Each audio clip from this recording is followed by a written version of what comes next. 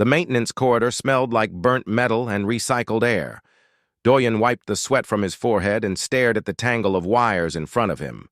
The environmental control panel had failed again, and the station administrator refused to pay for proper parts. So here he was, making do with whatever scraps he could find. Kefra 9 station orbited a dying star at the edge of known space. It was a trading post, a meeting place for dozens of alien species. Humans were still new here. Most aliens treated them with curiosity, some with suspicion, but everyone agreed on one thing. Humans were good at fixing broken things.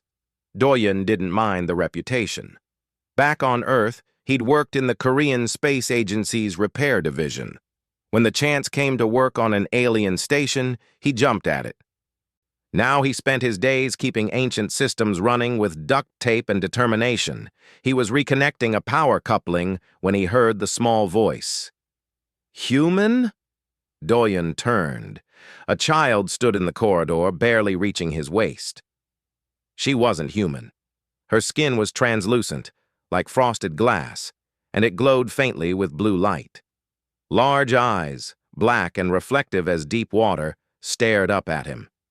Her people were called Valashi.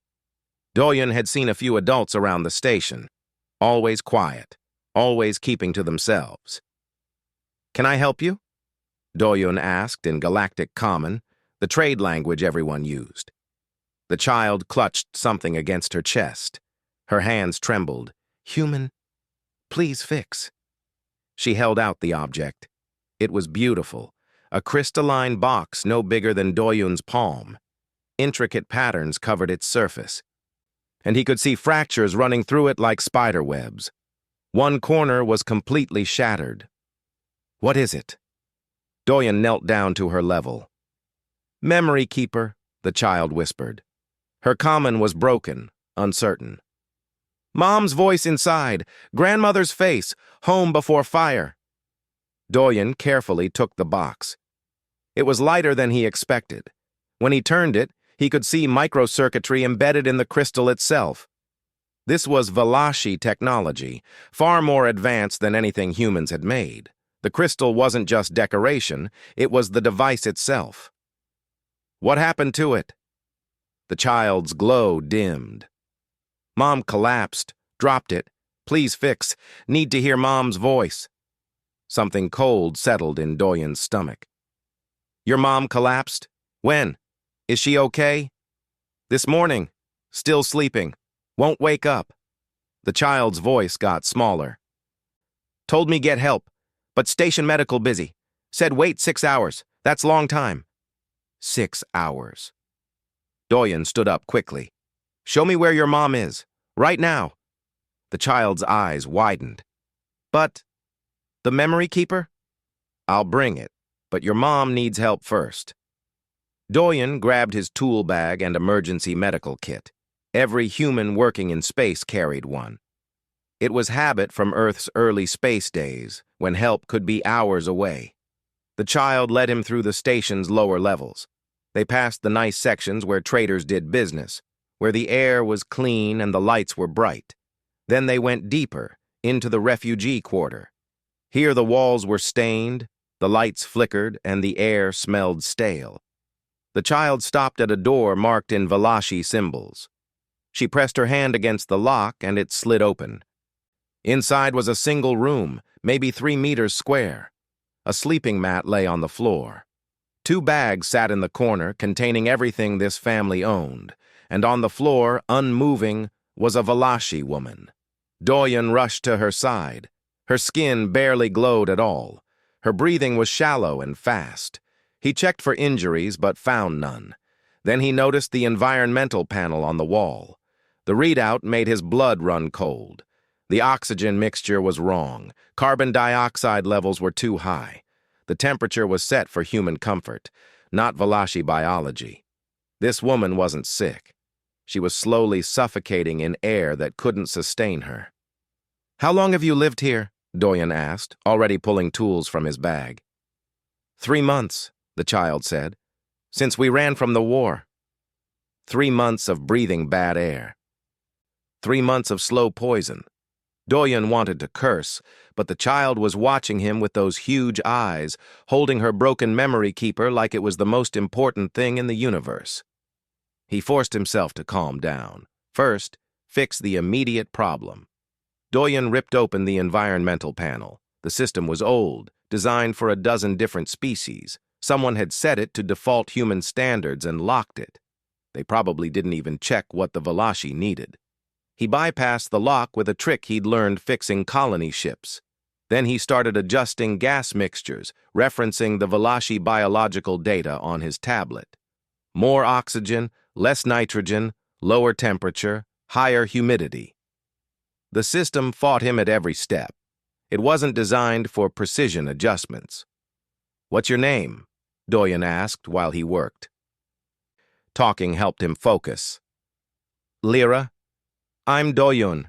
How old are you, Lyra?" "6 cycles." She paused. "Don't know human years." "That's okay." Doyen pulled out his emergency medical kit and placed an oxygen mask over the woman's face. The tank held a standard mix, not perfect for Valashi, but better than nothing. "Is your mom's name?" "Saris." "Saris is going to be okay, Lyra. I promise I'll help her." It took 20 minutes to reconfigure the environmental system. The room's air slowly improved. Color returned to Saris's skin, and her glow grew stronger. But she didn't wake up. Doyen checked her vital signs again. Her body was in shock from long-term exposure to bad air. She needed real medical care, the kind his emergency kit couldn't provide. He pulled out his communicator and called Station Medical again. A bored voice answered. "This is an emergency. Valashi female unconscious, suffering from environmental system failure. She needs immediate treatment." "Put in a request. Current wait time is 5 to 6 hours. 5 hours might be too late." "Sir, we have a viral outbreak in Sector 7. All medical teams are assigned. We'll get to your friend when we can." The line went dead. Doyen looked at Lyra. She still held the broken memory keeper, and tears ran down her glowing face. "Will Mom die?" she asked. "No," Doyen said firmly. He didn't know if that was true, but he would make it true. "I'm going to stay here and watch her. When the medical team arrives, I'll make sure they help her right away. And while we wait," he held out his hand. "Can I look at your memory keeper? I'll try to fix it." Lyra hesitated, then placed the crystal box in his palm. It was warm from her touch. "Can you really fix it? The station mechanic said it's too broken, said Valashi technology too fragile for alien hands." Doyen examined the fractures in the crystal, the shattered resonator, the damaged memory core. They were right. By any normal standard, this device was beyond repair. But Doyen had learned something in his years of fixing impossible things. Normal standards were made to be broken. "I'll try," he said. "And when I try, I don't give up easy." Lyra sat down beside her mother and held her hand. Doyen pulled out his tablet and started researching Valashi technology. Outside, the station continued its endless orbit around a dying star. But in this small room, a human engineer made a promise to a frightened child. He would fix the broken things, all of them. The hours crawled by like wounded things. Doyen sat on the floor of the tiny habitat, monitoring Saris's vital signs while Lyra curled up beside her mother. The child's glow had dimmed to almost nothing, like a candle running out of wax. "Tell me about your home," Doyen said softly. He needed to keep Lyra talking, keep her from falling into despair, and he needed to understand what this memory keeper meant to her. Lyra was quiet for a long moment. Then she began to speak, her words halting and simple in Galactic Common. Home was called Valash Prime. Big trees with silver leaves, ocean that sang when wind blew. Our house was in the capital city, where grandmother taught music to children. Your grandmother was a teacher? Yes, she made memory keepers for students. This one was mine. Lyra touched the broken crystal device that Doyun had set carefully on the floor between them. Has her voice inside? Has Mom singing? Has my first day of school? What happened to your planet? Lyra's glow flickered. War came. The Thelon and the Corviks fought over our system. We didn't want to choose sides, but they fought anyway. Orbital bombardment. Grandmother died when the music school collapsed. Dad died getting us to the evacuation ship. Doyen felt his chest tighten. The galaxy was full of stories like this. Wars between empires and small peaceful worlds caught in the middle. Humanity had been lucky so far. Earth was far from any major conflict zones. Mom and I escaped, Lyra continued. Came here because Kefra 9 takes refugees. Station gave us this room. Mom tried to work, but no one hires Valashi anymore. They say we're weak. Say we bring bad luck because our world died. That's not true, Doyen said. I know, but they believe it anyway. Lyra leaned against her mother's side. Mom got sad. Stopped going outside.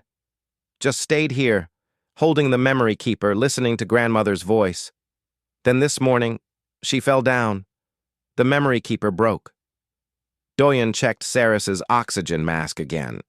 Her breathing had stabilized, but she still hadn't woken. He'd adjusted the habitat's environmental system as much as he could, but the equipment was old and poorly maintained. It was a miracle it worked at all. He pulled out his communicator and called Station Medical again. This time, a different voice answered. Medical services, how can I help you? I called 3 hours ago about a Valashi patient. She's critical. When will someone arrive? Let me check. The sound of typing. We show an active request for Habitat C247. Current estimated response time is 2 to 3 hours. You said 5 to 6 hours before. Are you getting faster or slower? Sir, we're doing our best. The viral outbreak in Sector 7 has affected over 200 residents. We have to prioritize mass casualty events. Doyen forced himself to stay calm. I understand. But this woman is dying of long-term environmental exposure. Her system is shutting down. She needs treatment now. We'll get there as soon as we can. In the meantime, keep her comfortable and monitor her vitals. If she stops breathing, begin resuscitation protocols. The line went dead again. Doyen wanted to throw his communicator against the wall. Instead, he took a deep breath and looked at the environmental control panel. He'd already pushed it as far as it could go. There had to be something else he could do.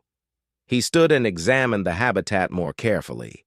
The walls were thin metal, poorly insulated. The heating system was inadequate.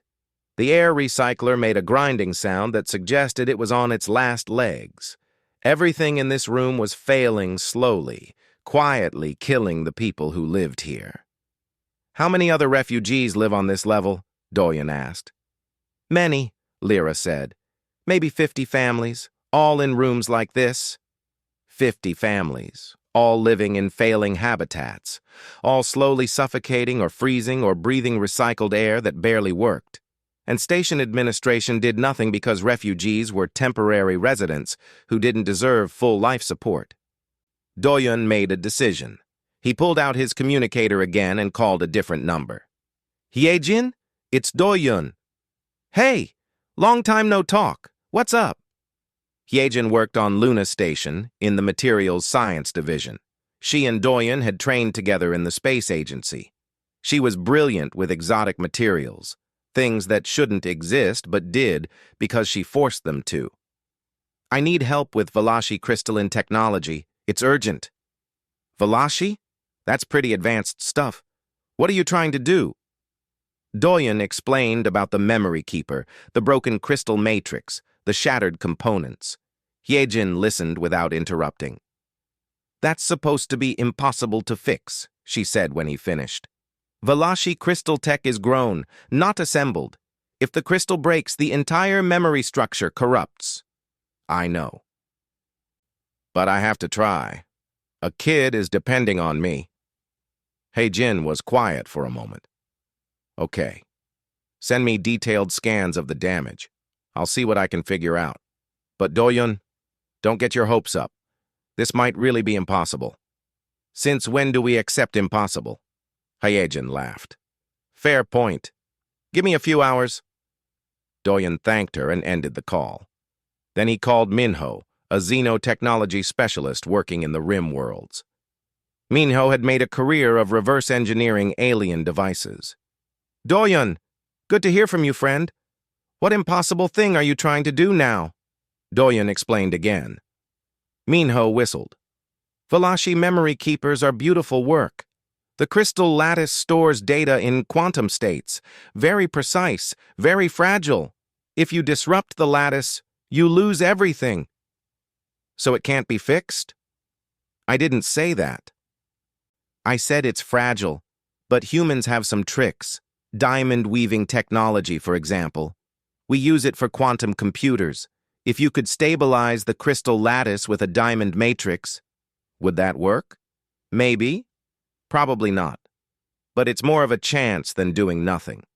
Minho paused. I'll send you some technical data. And Doyun? Be careful. Valashi take their memory devices seriously. They're not just technology, they're sacred objects. If you damage it worse, there could be consequences. Understood. Thanks, Minho. After the call ended, Doyun looked at Lyra. She'd fallen asleep against her mother's side, exhausted from fear and worry. The broken memory keeper lay next to her, its fractured crystal glinting in the dim light. Doyun picked it up carefully. He couldn't do anything about the viral outbreak in Sector 7. He couldn't force Station Medical to arrive faster. He couldn't fix the galaxy's wars or bring back Lyra's grandmother or heal her mother instantly. But he could try to fix this one small thing. And sometimes, one small thing was enough to hold back the darkness. He pulled out his portable scanner and began taking detailed images of the damage. The crystal was shattered in 3 places. The harmonic resonator was completely destroyed. The memory core had fractures running through its center. By any reasonable standard, this device was dead. But Doyun had learned something in his years of working in space. Humans didn't become great engineers because they followed reasonable standards. They became great engineers because they looked at impossible problems and said, not today. He sent the scans to Hyejin and Minho, then settled in to wait. Saris's breathing remained steady. Lyra slept fitfully, whimpering occasionally in her dreams. The habitat's environmental system hummed and rattled, fighting to keep them alive. Outside, the station continued its orbit. Traders made deals, ships came and went. Life went on for everyone who could afford it. But in Habitat, C-247, a human engineer sat watch over a dying woman and her frightened child. And in his hands he held a broken crystal box that contained the last fragments of a destroyed world. Doyun studied the memory keeper's intricate patterns. Somewhere in this shattered crystal were voices and faces and moments that should not be allowed to die. He didn't know if he could save them, but he was going to try, because that's what humans did. They tried, they fought. They refused to accept that some things couldn't be fixed. Even when the galaxy itself said it was impossible, humans looked at broken things and whispered the same defiant words. Not today. Not while I'm still breathing. Not while I can still hold a tool in my hands. The memory keeper glinted in the light, waiting for someone foolish enough to attempt the impossible. The medical team finally arrived 4 hours later. 2 aliens in sterile suits, carrying equipment that looked more advanced than anything Doyun had seen. They examined Saris quickly and efficiently. Environmental poisoning, the lead medic said. She was a Theln, tall and insectoid, with 4 arms that moved independently. Long-term exposure to incorrect atmospheric mixture. Why didn't she report this sooner? She did, Doyun said quietly. Multiple times. Check your records. The medic's compound eyes flickered. She pulled up a tablet and scanned through data. Her mandibles clicked in what might have been surprise or annoyance. I see. Requests were filed and marked low priority.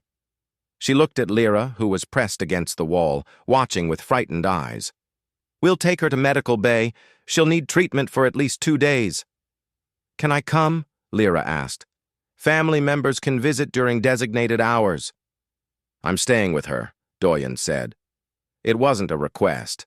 The medic's antennae twitched. "You're not family." "I'm the reason she's still alive. I'm staying until you discharge her." The medic stared at him for a long moment. Then she clicked her mandibles again. "Humans, so stubborn. Fine, but you stay out of our way." They loaded Saris onto a medical float bed and transported her to the station's medical facility. Doyen and Lyra followed. The medical bay was clean and bright, nothing like the refugee quarter. They placed Saris in a private room with proper atmospheric controls and monitoring equipment. Within an hour, color returned to Saris's face. Her skin began to glow with healthy light, but she still didn't wake. "Her body is recovering," the medic explained, "but she's exhausted. 3 months of slow suffocation.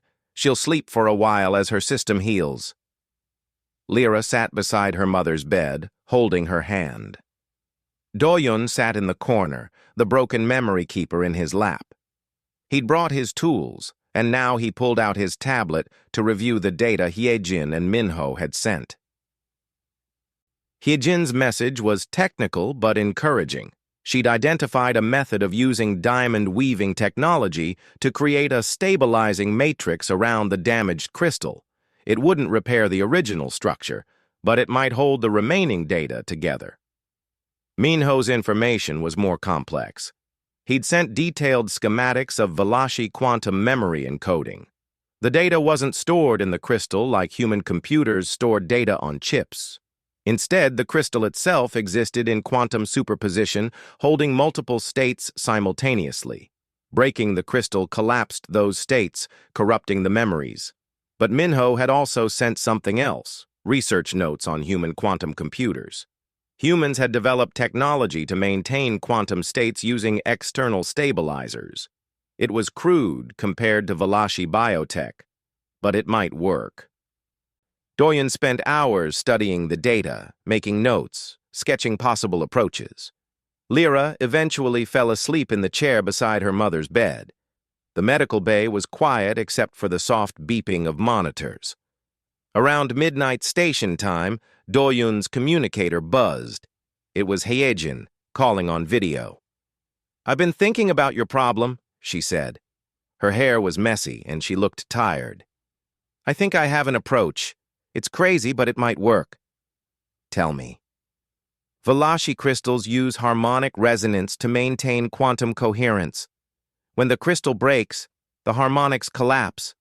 But if you could recreate the harmonic field externally—" "How?"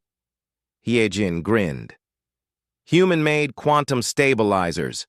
We use them in our computers to maintain qubit coherence. They're not as elegant as Valashi biotech, but they're more robust.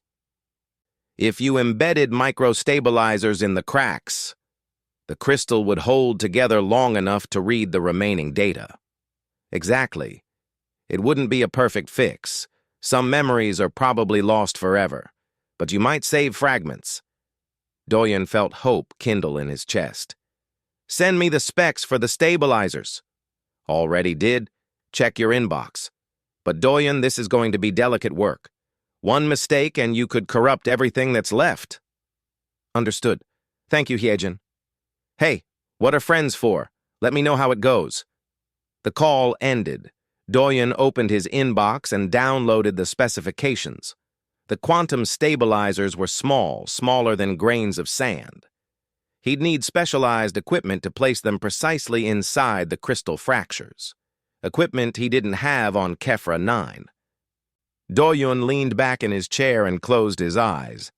He'd come so far, learned so much, only to hit a wall because he lacked the right tools.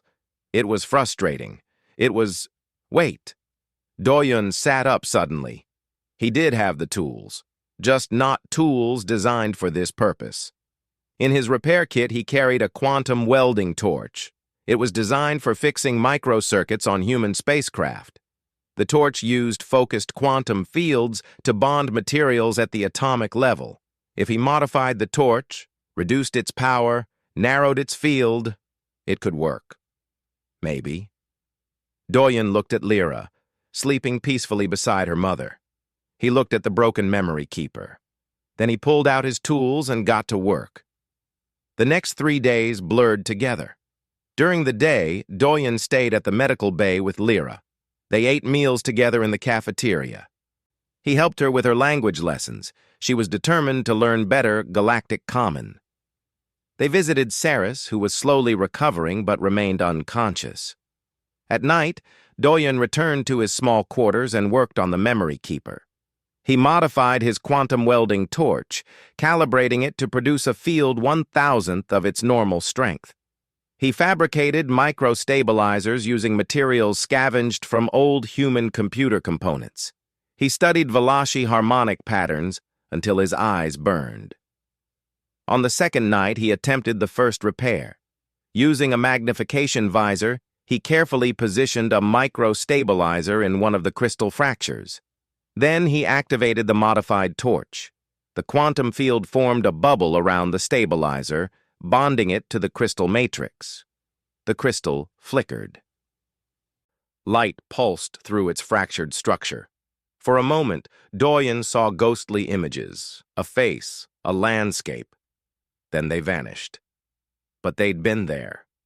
The memories still existed, trapped in collapsed quantum states. He could reach them. He worked through the night, placing stabilizers with painstaking precision. Each one took an hour, each one required absolute focus. One tremor of his hand, one miscalculation, and he'd destroy what remained. By dawn, he'd placed 7 stabilizers in the 3 major fractures. The crystal still looked broken, but now thin lines of diamond matrix held the pieces together. It was crude, ugly compared to the original Valachi craftsmanship. But it might work. On the 3rd day, Saris woke up. Doyen was in the medical bay when it happened. He'd fallen asleep in his chair, exhausted from 3 nights of intense work. Lyra's excited voice woke him. "Mom! Mom, you're awake!" Doyen opened his eyes to see Saris sitting up in bed. Her skin glowed bright and healthy. Her eyes were clear. She looked weak, but alive. Lyra was hugging her, crying with joy. Saris held her daughter close, whispering in their own language. Then she looked up and saw Doyen. "You're the human," she said in Galactic Common. Her voice was soft, but clear. "Lyra told me you saved my life." "I just fixed your environmental system," Doyen said. "The medics did the real work. You stayed with my daughter. You kept her safe." Saris's eyes glistened. "Thank you. I have nothing to give you, but thank you." "There is something," Doyen said. He pulled out the memory keeper. "I tried to repair this. I don't know if it works." "But I wanted to try." Saris's breath caught. She took the device carefully, her hands trembling. The crystal was still visibly fractured, held together by the diamond matrix and micro-stabilizers. It looked wrong, alien, a mix of Valachi elegance and human improvisation. "The harmonic resonator was destroyed," Doyen explained. "I had to replace it with human quantum stabilizers. Some memories are probably corrupted, but some might remain." Saris pressed her fingers to the crystal's surface, activating it with her biosignature. For a long moment, nothing happened. Then the crystal began to glow. Holographic light spilled into the air above it, forming images. They were fragmentary, flickering, imperfect. But they were there. A landscape of silver trees appeared, shimmering and ghostly. A voice sang, distorted but recognizable. A face formed, an older Valachi woman, smiling, grandmother. Lyra gasped. "Grandmother! I can see grandmother!" The images continued. Moments from a lost life, a child's first day of school, a family gathered around a table, a city of crystal spires before the bombs fell. Not complete, not perfect. Many memories were gone, corrupted beyond recovery, But enough remained, enough to hold on to. Ceres wept, not from sadness, but from overwhelming relief. You did it. You fixed what couldn't be fixed. It's not perfect, Doyen said quietly. A lot was lost. But you saved some. You gave us back our voices. Ceres looked at him with wonder. How? Valashi engineers said it was impossible. Doyen shrugged. I'm human. We don't know what impossible means yet. Ceres was discharged from the medical bay after 5 days of treatment. The doctor said she'd make a full recovery, but she needed to live in a properly maintained environment. They provided her with a detailed list of atmospheric requirements and sent her back to Habitat C247, the habitat that had nearly killed her. Doyen escorted them home, carrying the small bag of medical supplies the doctors had provided. When they arrived, he immediately checked the environmental controls. His temporary fixes were still holding, but the system was struggling. This isn't enough, he said. The equipment is too old. It's going to fail again. Ceres sat heavily on the sleeping mat. I know, but this is all we have. The station assigned us this habitat. We can't afford anything better. Have you complained to the administration? Many times. They say refugees are lucky to have shelter at all. Ceres looked around the tiny room with tired eyes. Maybe they're right. Maybe I should be grateful. No, Doyen said firmly. You shouldn't be grateful for a room that's killing you. This is wrong. Lyra sat beside her mother, clutching the repaired memory keeper. She activated it, and ghostly images filled the air, fragments of a lost world. The images were imperfect, but they brought comfort. Doyen made a decision. I'm going to check the other refugee habitats. If your system is failing, others might be too. Please don't make trouble, Ceres said quickly. I don't want the station to notice us. They might send us away. They won't send you away. What they're doing is illegal. Doyen pulled out his tablet. The Galactic Refugee Convention requires all stations to provide safe habitation. I looked it up. Atmospheric failure isn't just negligent. It's a violation of interstellar law. Ceres looked frightened. You don't understand. We have no power here. If we complain too loudly, they'll find reasons to reject our asylum applications. It happens all the time. Doyen wanted to argue, but he saw the fear in her eyes. She'd already lost her homeworld, her family, everything she'd ever known. She was terrified of losing the little she had left. Let me just check, he said softly. I won't make a formal complaint, but I need to know if others are in danger. Ceres hesitated, then nodded. Be careful. Over the next 3 days, Doyen systematically inspected refugee habitats throughout the lower levels. He brought his tools and his scanner, documenting everything he found. The results made him sick. Out of 50 habitats, 42 had failing environmental systems. Atmospheric mixtures were wrong for the species living there. Temperature controls didn't work. Air recyclers were clogged with years of accumulated dust. Some families had jury-rigged dangerous fixes, using equipment that could explode or leak toxic gases. Doyen found a family of corvics, a reptilian species, living in a habitat so cold they'd wrapped themselves in every piece of clothing they owned. Their heat system had failed 2 months ago. He found a Talesian couple. They breathed methane-based atmosphere, living in a room where the gas mixture was slowly becoming nitrogen-rich. They were both sick, coughing constantly but afraid to complain. He found children everywhere. Children who should have been playing and learning, instead huddled in failing rooms, breathing bad air, living in fear. Doyen documented everything. Photographs, scanner readings, interview recordings. He compiled it into a report and prepared to submit it to station administration. Then he got a message on his communicator. It was from Kelth, the station administrator. Engineer Doyen, please report to my office immediately. Doyen's stomach tightened. Somehow they'd found out about his inspections. The administrator's office was in the upper levels, where the air was clean and the gravity was comfortable. Kelth sat behind a large desk, his insectoid features expressionless. Two security officers stood behind him. "You've been conducting unauthorized inspections in the refugee quarter," Kelth said without preamble. "I've been checking environmental systems. It's what I do. Those systems are not your responsibility. You were hired to maintain primary station functions, not interfere with refugee management." "Refugee management?" Do-Yun felt anger rise in his chest. "You're letting families suffocate in failing habitats. That's not management. That's negligence." Kelth's antennae twitched. "Those habitats meet minimum safety standards." "No, they don't. I have documentation." "I don't care about your documentation." Kelth leaned forward. "Let me explain something about station economics, human. HFY 9 operates on a limited budget. We receive minimal funding from the Galactic Council for refugee support. That funding barely covers food rations. Maintaining environmental systems to the specific needs of 50 different species is expensive. We do what we can with what we have." "So you're just letting them die slowly?" "Don't be dramatic. We provide shelter, food, and basic life support.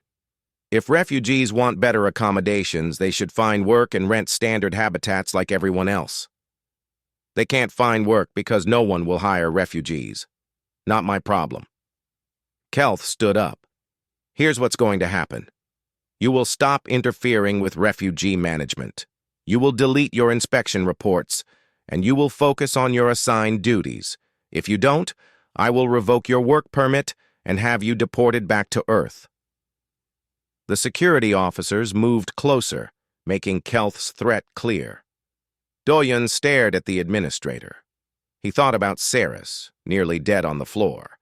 He thought about Lyra, clutching her broken memory keeper. He thought about all the other families, suffering in silence because they had no power, no voice, no choice. "No," Do-Yun said.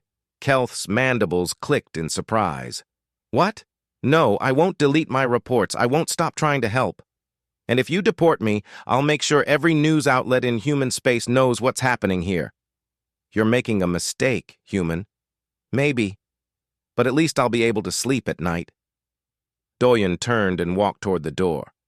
"I'm not finished with you." "Yes, you are." Do-Yun looked back. "Because I'm about to become a much bigger problem than you think." He left the office before they could stop him. His hands were shaking. He'd just threatened a station administrator and probably ended his career, but he couldn't unsee what he'd seen. He couldn't pretend it was okay. Do-Yun went directly to the communication center and sent his report to 3 people. Ji-Woo, a human diplomat stationed on HFY 9, So-Min, a human medical technician who worked in the lower levels, and the Galactic Council's Refugee Oversight Office. Then he sent a message to every human working in the sector. The message was simple. "Refugees on HFY 9 are dying in failing habitats. Administration refuses to help. I'm organizing aid.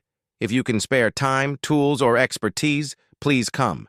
We're going to fix this, with or without permission." Within an hour, Ji-Woo called him. "Do-Yun, I just read your report. This is worse than I thought." "Can you do anything official?"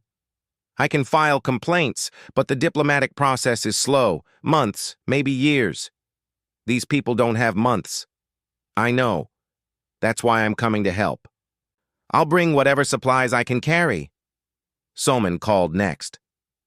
"I've been treating refugees for a year, wondering why they were all sick. I thought it was some kind of virus. It's the habitats. They're all being slowly poisoned. Can you help?" "Already packing my medical kit. And Do-Yun, I'm bringing friends." Over the next day, humans started arriving from across the station. Engineers, technicians, medical staff, even a few off-duty security officers. Some came from other stations, taking leave from their jobs to help.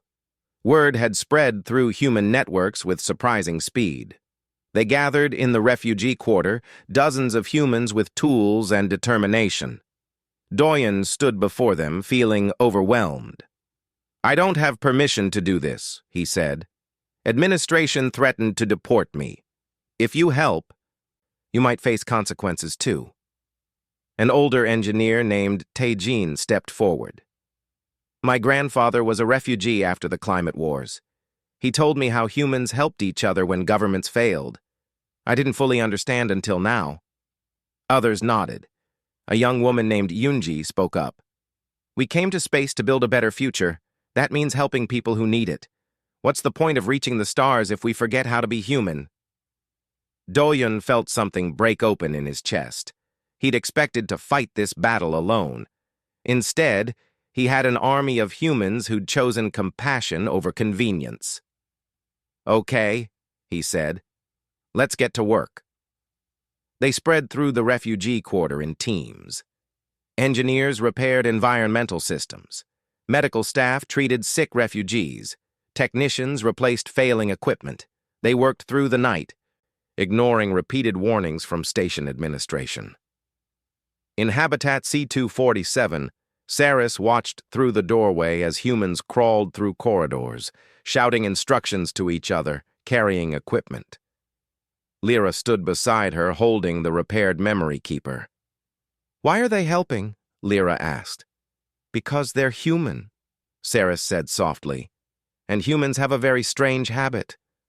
"What habit?" "They fix broken things, even when they're told it's impossible, even when it makes no sense. They just fix." Outside, Doyen directed a team installing a new atmospheric processor in a Corvix habitat. His communicator buzzed constantly with threats from Kelth. He ignored them all. The broken things were being fixed, and nothing was going to stop that now. 2 weeks after the humans began their unauthorized repairs, Saris felt strong enough to leave her habitat for more than brief trips to the food dispensary.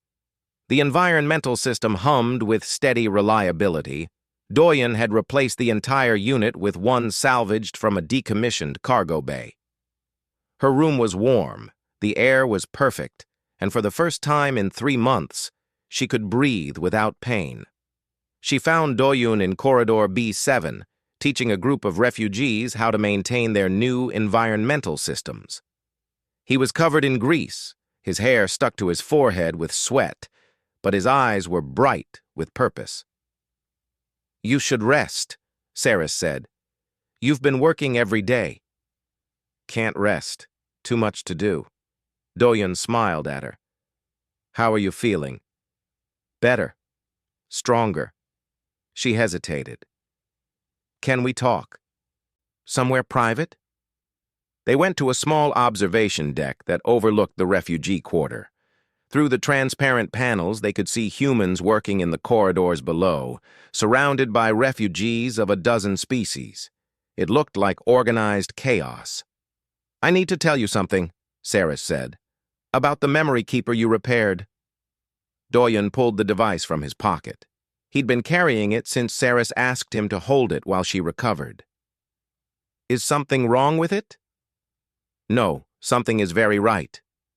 Saris took the device and turned it over in her hands. "Before the war, I was an engineer.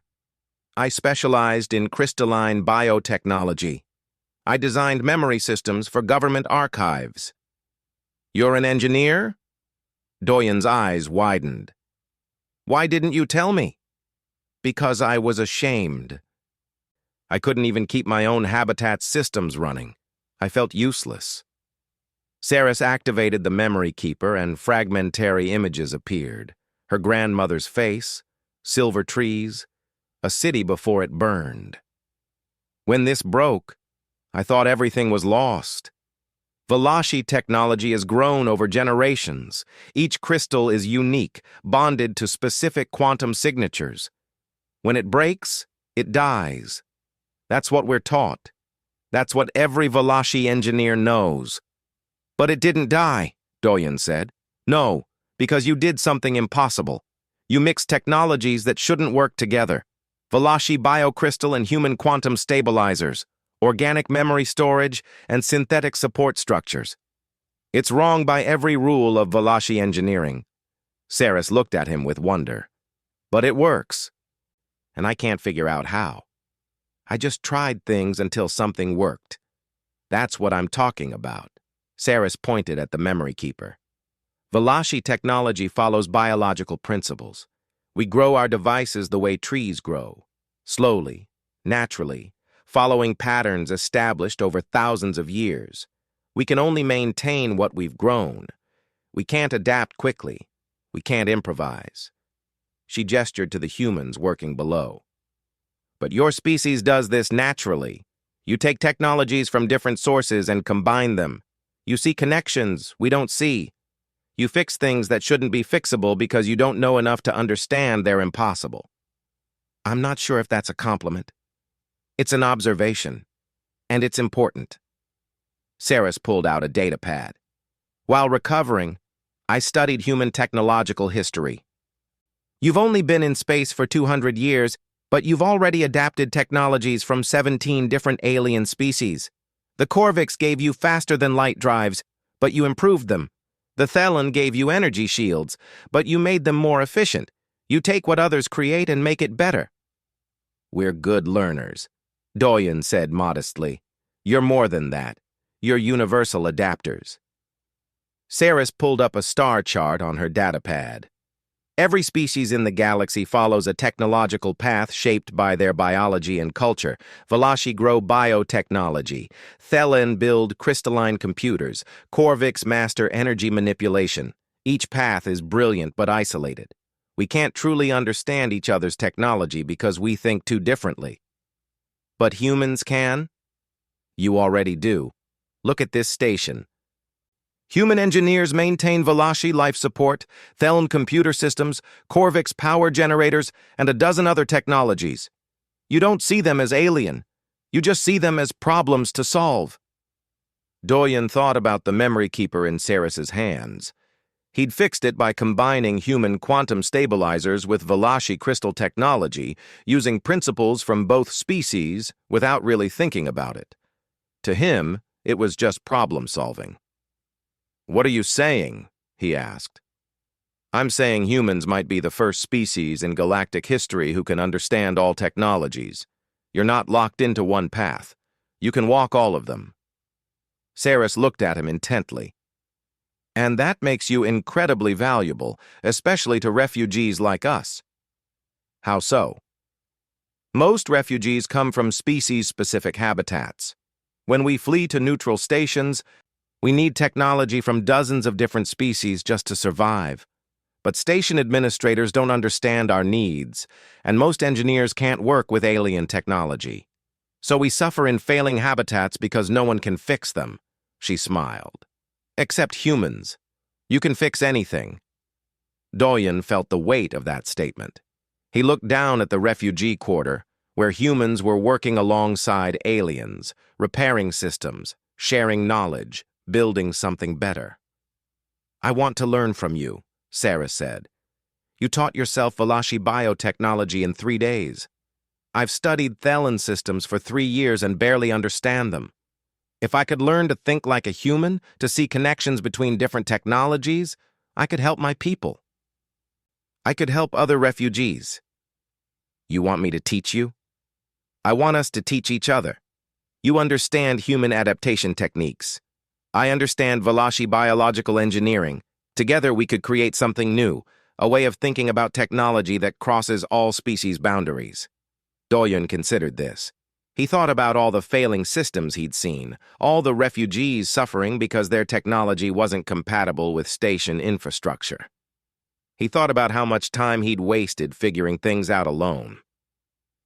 Okay, he said, but not just us. We should include other refugees. The Corvix family in C289, the father used to be an energy systems engineer. The Talesian couple in C301 worked in atmospheric science. There are probably dozens of trained engineers living in the refugee quarter, unable to work because no one trusts their skills. Saris's face lit up. We could form a cooperative. Refugees teaching humans about their technology. Humans teaching refugees about adaptation. We could maintain the habitats ourselves instead of depending on station administration. We could do more than that, Do-yun said, excitement building. We could offer our services to the whole station, mixed species engineering teams that can handle any repair. No more waiting weeks for specialized technicians, no more equipment failing because no one understands how to fix it. The administration won't like it. The administration already doesn't like us. What's the worst they can do? As if in answer, Do-yun's communicator buzzed. It was Ji-woo, the human diplomat. Do-yun, you need to see this. Kelth just filed formal charges against you with the Galactic Council. He's accusing you of illegal habitat modification, endangering residents, and operating without proper certification. Do-yun's heart sank. When's the hearing? 3 days. And Do-yun? He's bringing 37 counts. If they convict you on even half of them, you'll be banned from working in space for 10 years, possibly imprisoned. Saris heard the conversation. Her glow dimmed with fear. This is my fault. I should never have asked for your help. No, Do-yun said firmly. This is Kelth's fault for running habitats that kill people. I knew the risks. But you have to defend yourself. You need evidence, legal representation. I have evidence. Recordings, scanner logs, witness testimony. I documented everything. Do-yun looked at the memory keeper in Saris's hands. And I have something else. I have refugees who are alive because humans refused to accept that fixing their habitats was impossible. Will that be enough? I don't know. But I'm not going to stop trying. Do-yun stood up. Actually, this might be perfect timing. The hearing will be public. Everyone in the sector will see what's been happening here. Kelth thinks he's silencing us, but he's actually giving us a platform. Saris stood beside him. Then I'll testify. I'll tell them how my habitat nearly killed me. How station administration ignored my complaints. How you saved my life. You don't have to. Yes, I do. You fixed my broken things. Now I fix yours. She held up the memory keeper. You taught me that impossible is just a word people use when they don't want to try. Below, in the refugee quarter, humans and aliens worked side by side. They were building something new, not just repaired habitats, but a community, a place where species helped each other, where technology crossed boundaries, where broken things got fixed, regardless of who said it couldn't be done. Do-yun watched them and felt something shift in his understanding. Saris was right. Humans weren't just good at fixing things. They were bridges between worlds, connectors between isolated paths, proof that different ways of thinking could combine into something stronger. 3 days until the hearing, he said. We should prepare. We should do more than prepare, Saris replied. We should show them what we've built, not just as a defense, but as a vision for something better. She held out her hand, a gesture she'd learned from watching humans. Do-yun took it. Her skin was warm, glowing with bioluminescent health. Together they looked out at the refugee quarter, at the mixed species teams working to fix broken things, at children playing in corridors that no longer tried to kill them. It wasn't perfect. It wasn't finished. But it was alive with possibility. And in 3 days, the whole sector would see what happened when humans refused to accept impossible. The next 3 days blurred into frantic preparation. Do-yun and the other humans organized their evidence while Saris coordinated with refugee families who wanted to testify. The refugee quarter transformed from a place of quiet desperation into something resembling organized resistance. Ji-woo, the diplomat, worked on legal strategy. She sat in Saris's habitat, now warm and properly maintained, reviewing galactic law with a determination that reminded Do-yun why humans had earned respect in diplomatic circles. The Galactic Refugee Convention is clear, Ji-woo said, highlighting sections on her datapad. Stations receiving council funding for refugee support must provide safe habitation meeting species-specific needs. Kefra 9 took the funding but didn't provide the service. That's fraud. Will the council care? Saris asked. She sat beside Lyra, who was quietly playing with her memory keeper. They should. But council proceedings are slow and political. Our best strategy is public pressure. Jiwoo looked at Doyun. That's where you come in. Your documentation is damning, but it's technical. We need human stories, alien stories. Things people across the sector can understand emotionally. I'm not good with speeches, Doyun said. You don't need to be. Just tell the truth. Show them what you fixed and why it mattered. The evening before the hearing, the humans and refugees held a meeting in a cargo bay they'd converted into a communal space. 50 families crowded in, Velashi, Corvix, Talisian, and a dozen other species. Their children played together in the corner, watched over by Lyra, who'd become a sort of ambassador between species. Taijin, the older engineer, stood up to speak. We all know tomorrow's hearing could end badly. Kelth has power and money. We have evidence and righteousness. In my experience, power usually wins. Nervous murmurs rippled through the crowd. But, Taijin continued, I also know that humans have a saying. The arc of history is long, but it bends toward justice. Tomorrow might not be justice, but if we stand together, if we speak truth, we move that arc a little further. Future refugees will have better lives because of what we do tomorrow. A Corvix named Reth stood up. His scales gleamed red in the dim light. Before humans came, I thought I would die in that cold room. My wife and I, we tried to accept it. Refugees don't complain. That's what we learned. But then Doyen fixed our heat system. He didn't ask for payment, didn't ask our permission, just fixed it because it was broken. Reth looked at Doyen. My people have a concept, Vahkaret. It means one who stands in the fire for others. We give this honor to warriors who protect the weak. I name you Vahkaret, Doyen. You and all humans here. Other refugees stood, adding their voices. A Talisian woman spoke about breathing clean air for the first time in months. A Yellen father talked about his daughter's smile returning when their habitat stopped being so cold.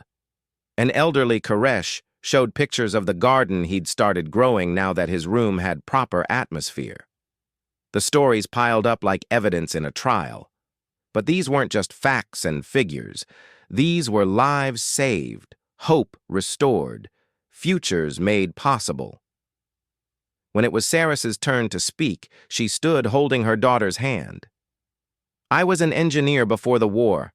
I designed the crystalline memory systems that preserved our culture's history. When I came here as a refugee, I couldn't even keep my own habitat running. I felt broken, useless. She pulled out the repaired memory keeper. Then Doyen fixed this. It should have been impossible. The crystal was shattered, the matrix corrupted. But he didn't care about impossible. He just tried. And in trying, he showed me something important. Saris looked around at all the faces, human and alien, watching her. Refugees aren't broken people waiting to be saved. We're engineers, teachers, parents, artists. We have skills and knowledge. What we lack is the ability to adapt our skills to new situations. That's what humans taught us. Not just how to fix environmental systems, but how to think across boundaries, how to combine different approaches, how to try impossible things. She held up the memory keeper, and its fragmentary holograms appeared. Silver trees, singing voices, faces of the lost. This device is human and Velashi together, imperfect but functional. That's what this community has become. Different species, different technologies, different ways of thinking, all working together. Not because we're the same, but because we chose to learn from each other. Lyra tugged on her mother's sleeve. Can I talk? Saris smiled and lifted her daughter up. Lyra looked at the crowd with her large, reflective eyes. Tomorrow the administrators will say bad things about humans, Lyra said in careful galactic common. They'll say humans broke rules and made problems, but I want to tell you what really happened. She held up her memory keeper. My mom was dying. This was broken. I was alone and scared, I asked humans for help and they said yes. Not maybe or wait or fill out forms. Just yes. They fixed my mom. They fixed my memories. They fixed everything. Lyra's glow brightened. If saying yes when someone needs help is breaking rules, then rules are stupid. That's what I'll tell the council tomorrow. The cargo bay erupted in cheers. Doyen felt tears in his eyes. This 6-year-old alien child understood something that galactic bureaucrats seemed to have forgotten, that rules exist to help people, not the other way around. That night, Doyen couldn't sleep. He sat in his quarters, reviewing his testimony, doubting every word. What if the council didn't care? What if Kelth's lawyers twisted everything? What if this whole effort only made things worse? His communicator buzzed.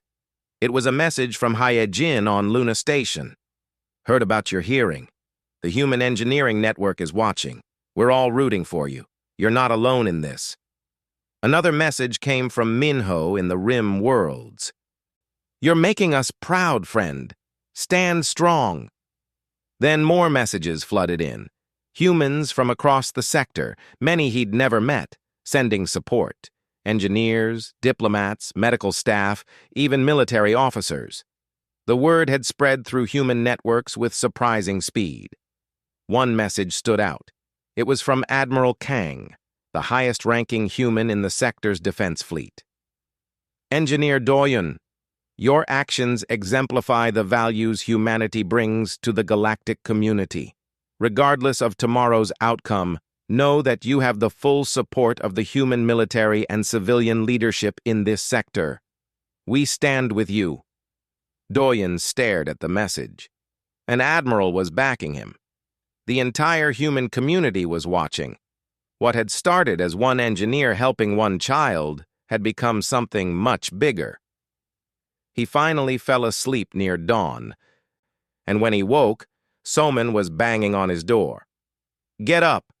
The hearing starts in 2 hours, and there's something you need to see. Doyen dressed quickly and followed her to an observation deck. Outside, dozens of ships had gathered around Kefra 9. Human ships, clearly marked with Earth's blue and green symbol. They started arriving last night, Somin said. Engineers, reporters, observers, even a few warships, though they're staying at a respectful distance.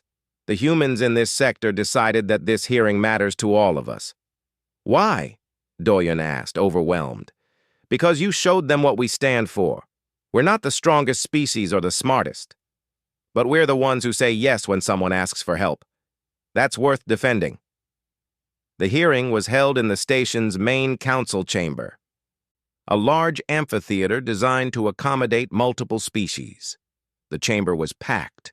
Refugees filled one section, humans another. But what shocked Doyen was seeing other aliens there too. Station residents, traders, even a few Thelon who weren't part of the administration. Kelth sat at the prosecutor's table with 3 lawyers, all looking confident. Doyen sat with Jiwoo and Ceres. His hands wouldn't stop shaking. The presiding judge was a Korvax named Velm, an impartial arbiter sent by the Galactic Council. She called the hearing to order, and Kelth's lead lawyer immediately launched into his accusations. The defendant, human engineer Doyen, conducted 37 illegal modifications to station habitats without authorization. He endangered residents by installing uncertified equipment. He violated contracts by performing work reserved for licensed station technicians. He organized an unauthorized workforce that disrupted station operations. The evidence is overwhelming. The lawyer projected images of the refugee habitats. He showed human engineers working, equipment being installed, systems being modified. Everything Doyen and the others had done presented as crimes. The defendant claims he was helping refugees, the lawyer continued. But help does not exempt one from law. These modifications were dangerous. They violated safety protocols. If anything had gone wrong, residents could have died. Kelth himself stood to testify. I run this station according to strict budgets and regulations. We provide refugees with safe, functional habitation. If this human was unsatisfied with our standards, he should have filed complaints through proper channels. Instead, he took matters into his own hands, undermining station authority and creating chaos. Were you aware the refugee habitats were failing? Jiwoo asked during cross-examination. All equipment requires maintenance. We perform regular checks. These logs show refugees filed 127 complaints about environmental failures in the past year. How many were addressed? We prioritize based on severity and available resources.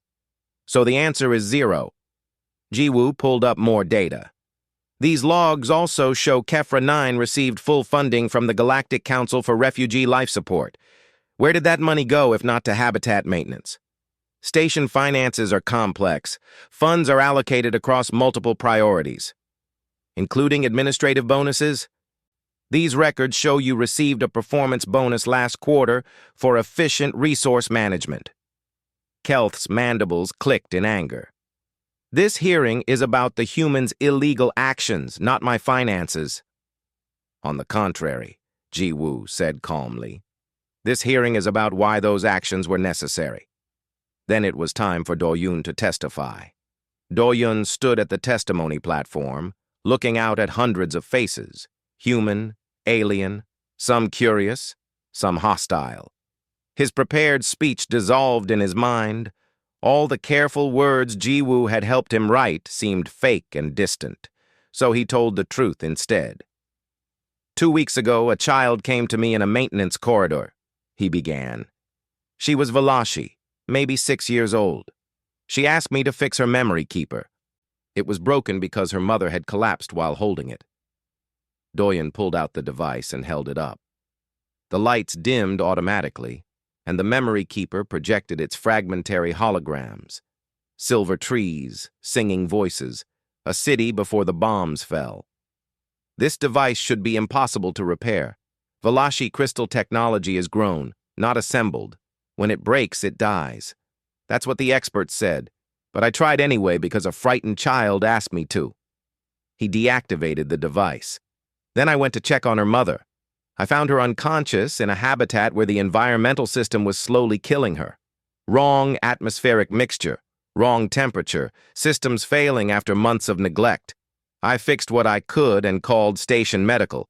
They said wait 6 hours. Do-yoon looked directly at Kelth. Her mother would have died in 6 hours, so I stayed. I kept her alive until help arrived. And while I waited, I realized that if one habitat was failing, others might be too. He pulled up the documentation on the chamber's main display, scanner readings, photographs, environmental data.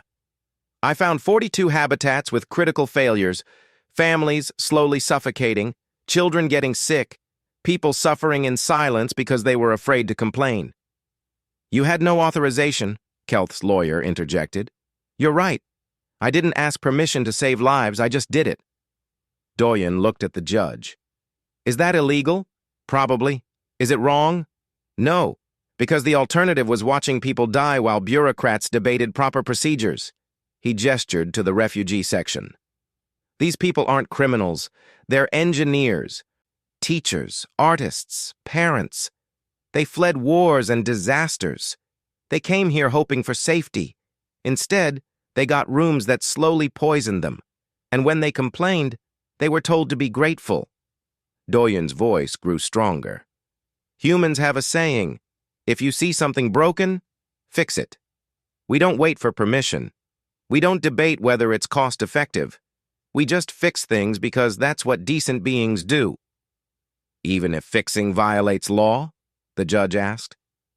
Especially then, because laws that prevent helping dying people are broken laws, and broken laws need fixing just like broken environmental systems. The chamber erupted in murmurs. Kelth's lawyer jumped up. The defendant admits his guilt. He openly states he violated station regulations. I violated bad regulations, Do-yoon corrected. The Galactic Refugee Convention requires safe habitation. This station took money for providing that safety but didn't deliver it. That's fraud. That's the real crime being committed here. Judge Velm raised a hand for silence. The legal questions are complex, but I want to hear from the refugees themselves. Were you endangered by these modifications? Saris stood up in the audience. May I approach? The judge nodded. Saris walked to the testimony platform, her daughter beside her. I am Saris, formerly a senior engineer in the Valashi Crystalline Memory Institute. My habitat's environmental failure nearly killed me. Station administration received multiple complaints from me and did nothing. If Doyun hadn't intervened, I would be dead. My daughter would be orphaned. But was his repair safe? The judge asked. Safer than the original system. I'm an expert in life support technology. I examined his work. It's unconventional but well executed. More importantly, it works. Saris held up her memory keeper. This device represents the same principle. Human technology combined with Valashi bioengineering. It shouldn't work according to traditional theory, but it does. That's not how engineering works, Kelth protested. You can't just mix technologies from different species and expect. That's exactly how human engineering works, Saris interrupted. They adapt. They improvise. They see connections between different systems that specialists miss. That's their strength. Reth, the Korvik's father, stood up. May I speak? The judge nodded, and Reth approached. His red scales gleamed as he spoke in his deep, rumbling voice. My wife and I lived in a habitat where the heating system failed. We were slowly freezing. We filed complaints. We were told to wait. We waited 2 months. He looked at Doyun. Then this human came with his tools. Fixed our system in 3 hours. Didn't ask for payment. Didn't demand gratitude. Just fixed it because it was broken. More refugees stood up, one after another, asking to testify. The judge allowed it, and for the next hour, stories poured out. A Talesian couple breathing clean air for the first time in months. A Yellen child whose skin condition cleared up when the humidity was corrected. An elderly Kiresh who could finally sleep without choking on recycled air. Then Lyra stepped forward. She was so small she had to stand on a platform to see over the testimony stand. I want to tell you what humans did, she said in careful Galactic common. Everyone leaned forward to hear her small voice. I was scared. My mom was dying. My memories were broken. I asked a human for help. He said yes. She held up the memory keeper, and the holograms appeared again. Adults say lots of things about rules and procedures and proper ways. But when I needed help, only one person said yes. Only humans fixed my broken things. Lyra looked directly at the judge. If saying yes when someone needs help breaks your rules, then your rules are wrong. That's what my grandmother would say. She was very smart. The chamber fell silent. This child had cut through hours of legal arguments with simple truth. Judge Velm studied Lyra for a long moment. You're very brave to speak here. I'm scared, Lyra admitted. But humans taught me that brave means doing the right thing even when you're scared. The hearing continued for another hour. Kelth's lawyers argued about regulations and procedures. Jiwoo countered with evidence of fraud and negligence. Technical experts testified about environmental systems. Financial auditors presented evidence of misused funds. But everyone knew the real verdict had already been delivered by a 6-year-old child holding a repaired memory keeper. Finally, Judge Velm called for recess to make her decision. Doyun sat with Saris and the other humans, exhausted. Jiwoo squeezed his shoulder. You did well. Whatever happens now, you told the truth. 2 hours later, the judge returned. The chamber filled again, tense and silent. This case presents a conflict between law and morality, Judge Velm began. Engineer Doyun clearly violated station regulations. He conducted unauthorized repairs. He installed uncertified equipment. By strict legal interpretation, he is guilty of all charges. Doyun's heart sank. Beside him, Lyra grabbed his hand. However, the judge continued, law exists to serve justice, not obstruct it. The evidence shows HFY 9 administration systematically neglected refugee welfare despite receiving funds specifically for that purpose. Habitats were allowed to fail, complaints were ignored, lives were endangered. She looked at Kelth. The real crime here is not unauthorized repairs. It's authorized neglect. Station Administrator Kelth and his staff are hereby removed from their positions pending investigation for fraud and criminal negligence. The chamber erupted in cheers from the refugee section. Kelth's mandibles clicked in rage. "This is outrageous! You can't—" "I can and I have," Judge Velm said firmly. "As for Engineer Doyen, I find him guilty of violating station regulations. His sentence is a formal reprimand and a fine of 1 credit. 1 credit. The minimum possible fine. Essentially nothing. Additionally," the judge continued, "I am recommending to the Galactic Council that a new category of engineering certification be created, Universal Technical Specialist. This certification would recognize individuals capable of working with multiple species technologies. Engineer Doyen and the refugees he trained will be the first candidates." She looked out at the packed chamber. "Furthermore, I am ordering an immediate sector-wide audit of all refugee facilities. Any station found providing substandard habitation will lose their council funding and face criminal charges." The cheering grew louder. Humans and refugees embraced. Even some of the neutral alien observers applauded. But Judge Velm wasn't finished. "I want to address something the child Lyra said. She stated that if our rules prevent helping those in need, then our rules are wrong. She is correct." The judge looked at Doyun. "The Galactic Council has operated for thousands of years on the principle that each species follows its own path. We have kept our technologies separate, our methods distinct, our ways of thinking isolated. We believed this was proper, that mixing species approaches would cause chaos. But this hearing has shown me something different. Humans don't respect those boundaries. They learn from everyone. They adapt everything. They fix what others consider broken beyond repair. And in doing so, they reveal a truth we overlooked." She stood up, making her next words formal and binding.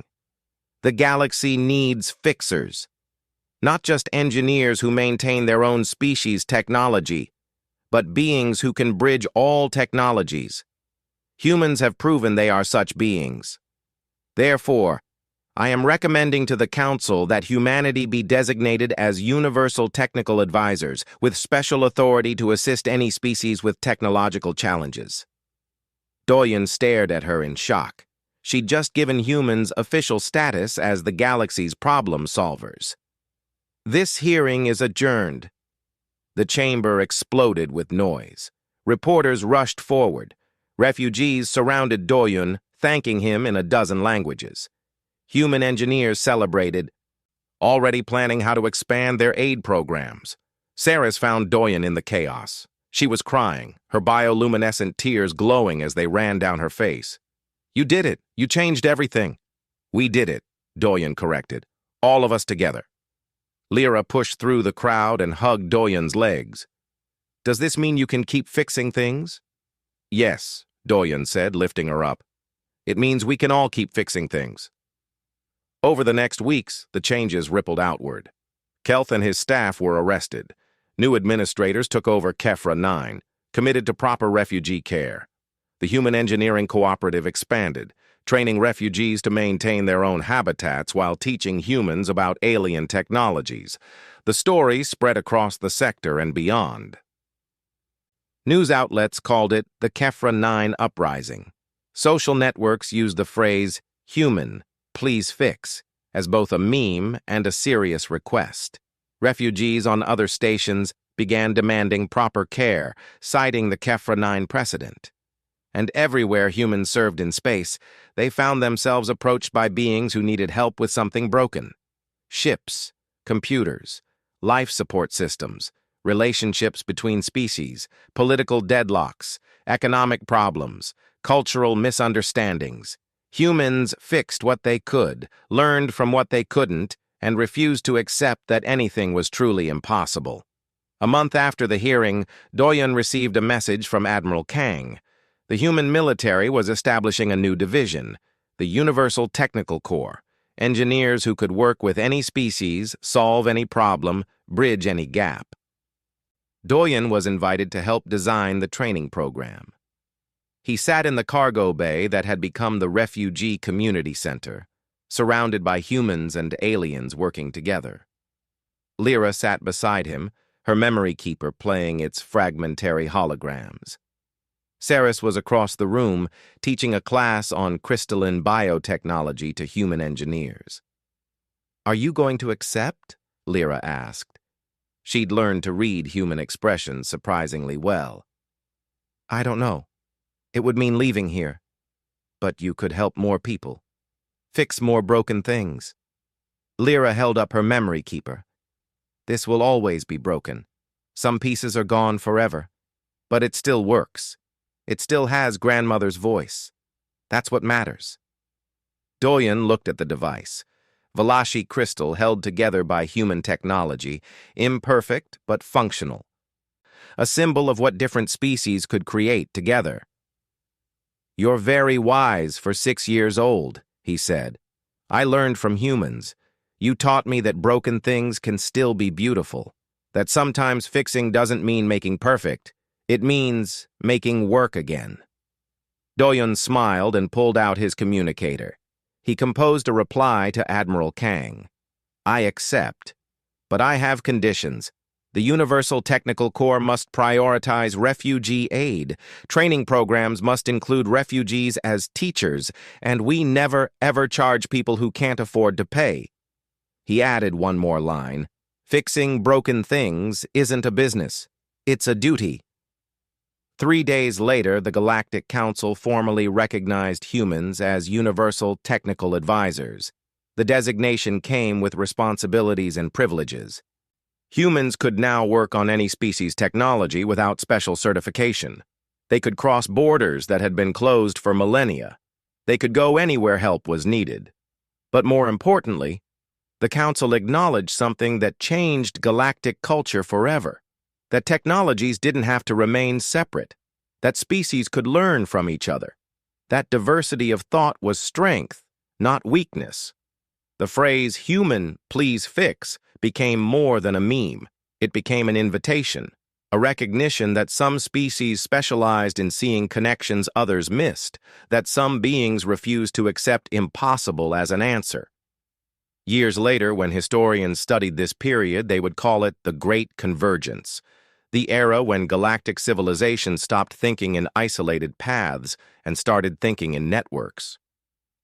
When technologies from thousands of species began flowing together, creating innovations no single civilization could have achieved alone.